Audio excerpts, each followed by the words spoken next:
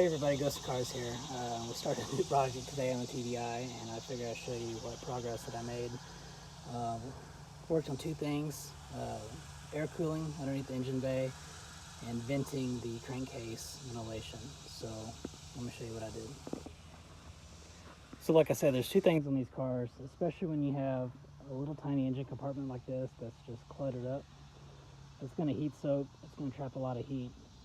And the venting is not really that great because you can see there's no real venting anywhere. So first thing I did was take this weather strip off. Get you in frame here. This weather strip goes across and seals this window cowl, I guess you call it, to the bottom of the hood. And it's only like a pretty small gap. If you were to actually take this whole plastic piece off, which you can see it just kind of floppy, you'd have a pretty big gap, which I might try it, but you gotta take the wipers off. But I can tell you, just taking that off, it did make a difference. I don't have a temp gun, just the performance, see the pants kind of thing. The second thing I did was these motors, from what I read, are notorious for leaking at the turbo seals. And it fills the intercooler piping and the charge pipe and intercooler and everything full of oil. Now I know my valves are all gunked up. I'm gonna have to take the manifold back off and probably clean it all again.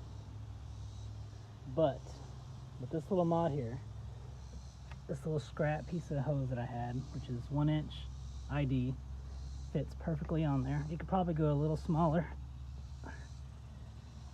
because there's not a lot of air coming through there. At least with this motor, I don't have hardly any blow-by. We're just doing these two things right here.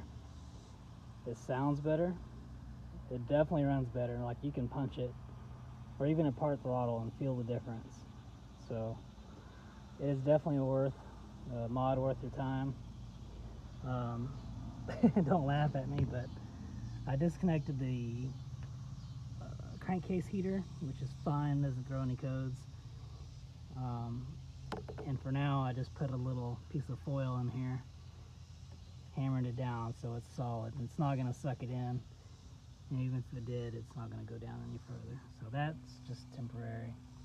Eventually, what I'll probably do is pull this pipe off and put a expanding rubber plug in there, or I might take this and hook up my water injection into this, just a little drop line, have a little, like a little IV drop or something, nothing major.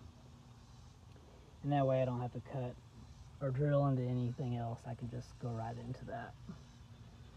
So yeah, this may be a mod worth your time. Like I said, this didn't cost me anything. It weighs like 5 pounds, so temporary, but it works. You can dump it on this side. There's not much room at all. I would probably suggest looping it around, bring it around over here somewhere, because there's a lot more room on this side, especially you can go up under there. But yeah, give this a shot. Like I said, more power. This is the first stage of it,